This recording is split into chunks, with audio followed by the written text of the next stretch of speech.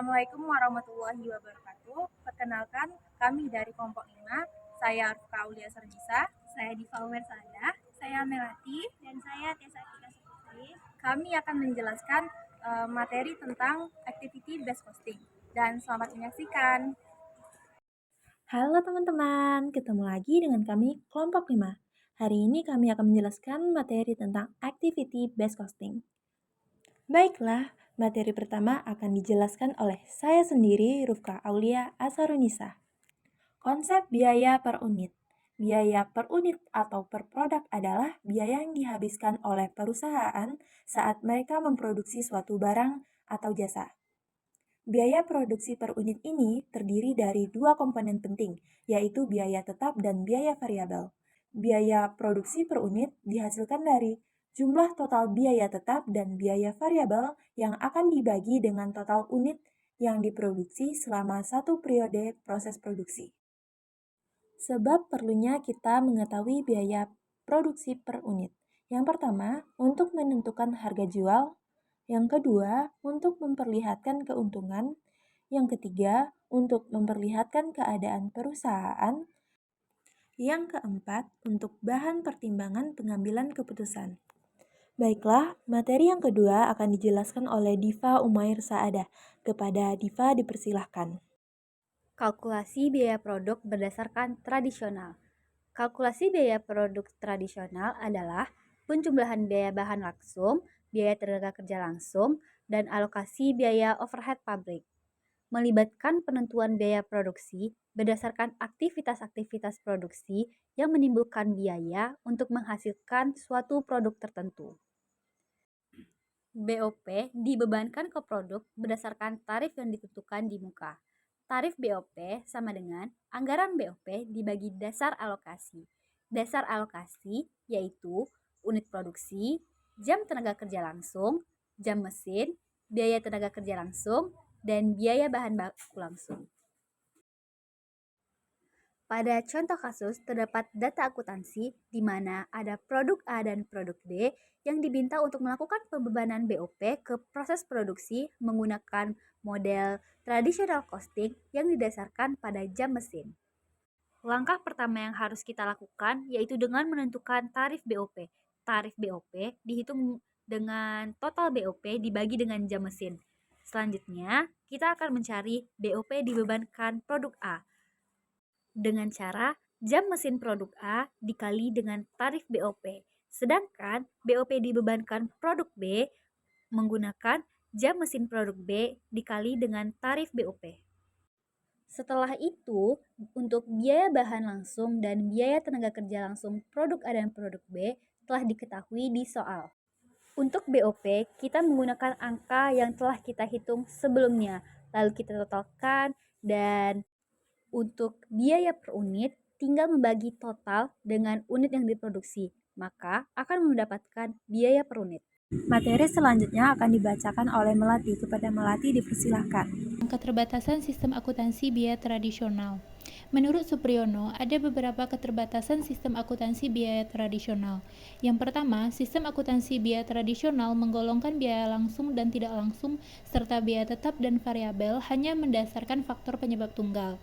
Yang kedua, sistem akuntansi biaya tradisional menghasilkan informasi biaya yang terdistorsi sehingga mengakibatkan pembuatan keputusan yang menimbulkan konflik dengan keunggulan perusahaan. Yang ketiga, sistem akuntansi biaya tradisional membuat distorsi biaya sering terjadi sehingga keputusan yang diambil manajemen menjadi tidak tepat. Yang keempat, sistem akuntansi biaya tradisional untuk biaya overhead terlalu memusatkan pada distribusi dan alokasi biaya overhead daripada berusaha untuk mengurangi pemborosan dengan menghilangkan aktivitas yang tidak bernilai tambah.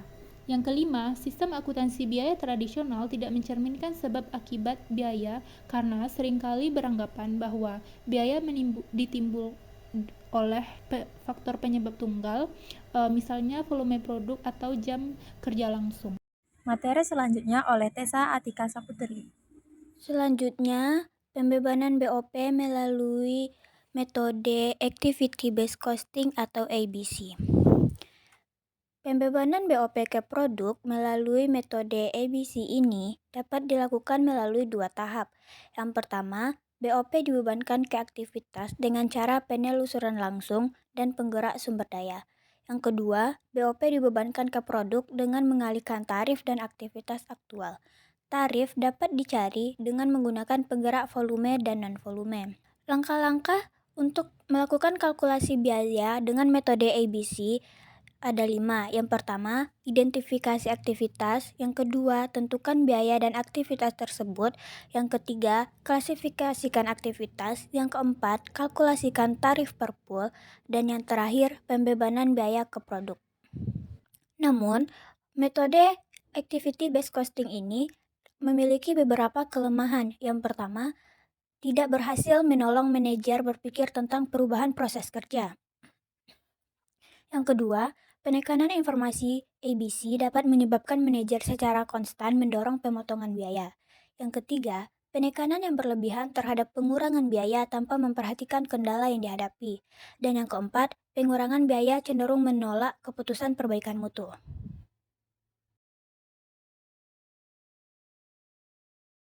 Berikut adalah contoh soal pembebanan BOP melalui metode ABC atau Activity Based Costing atau berdasarkan aktivitas. Dapat kita lihat terdapat produk A dan produk B dengan unit yang diproduksi masing-masing 200 unit untuk produk A dan 100 unit untuk produk B. BBL yang digunakan untuk produk A 600.000 dan untuk produk B 150.000. Sedangkan BTKL yang digunakan itu 200.000 untuk produk A dan 150.000 untuk produk B. Dan di sini terdapat biaya overhead pabrik berdasarkan aktivitas dan total biaya yang dikeluarkan mereka.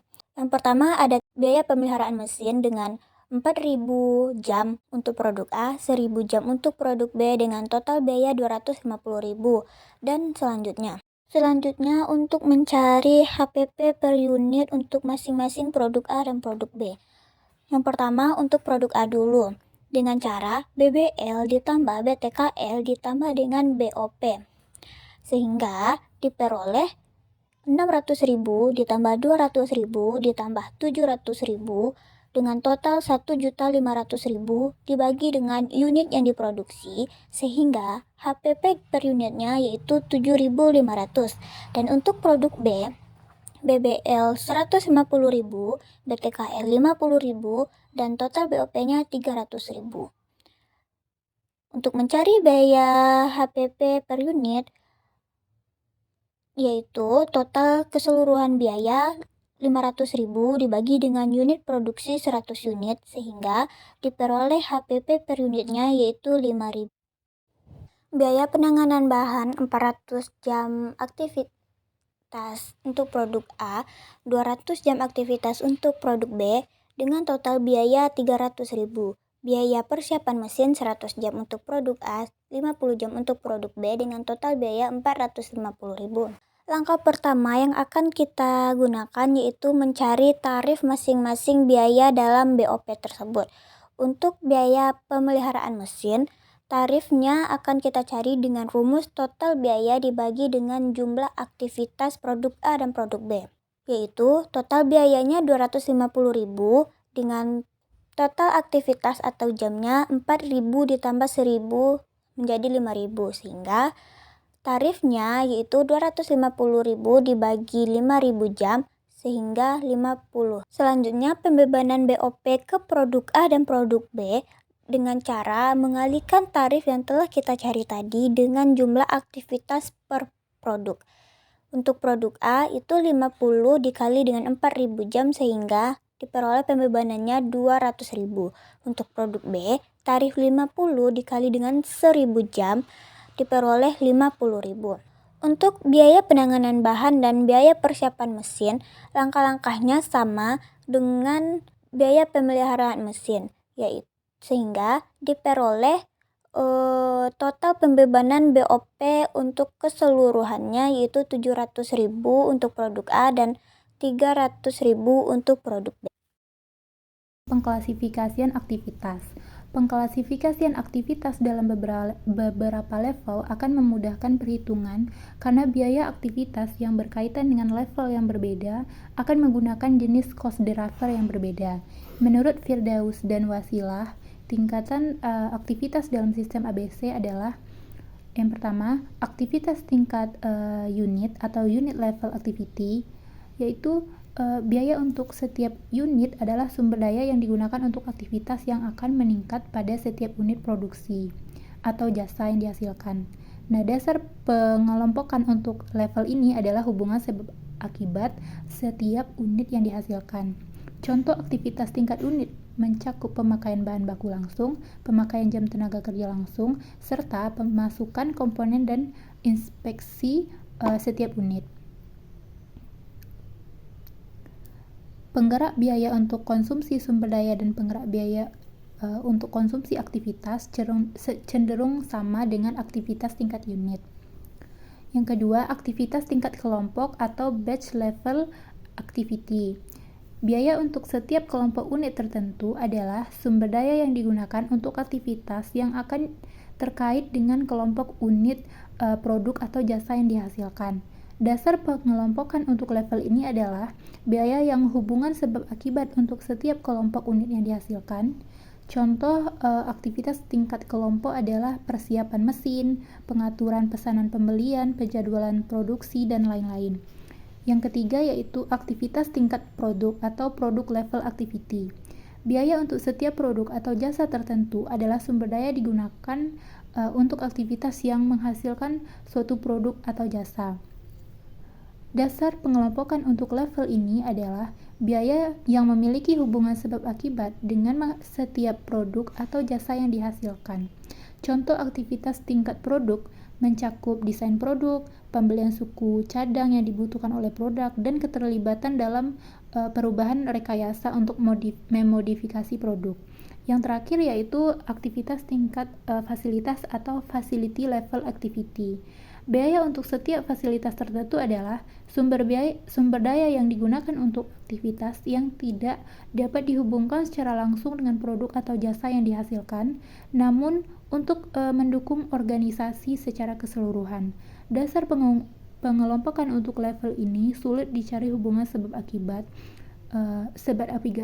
akibatnya dengan produk atau jasa yang dihasilkan, namun dibutuhkan untuk kelancaran kegiatan perusahaan yang berhubungan dengan proses produksi barang dan jasa. Contoh aktivitas tingkat fasilitas mencakup penyediaan keamanan untuk memelihara mesin pabrik dengan fungsi umum, pengelolaan pabrik, pembayaran pajak bangunan dan asuransi pabrik.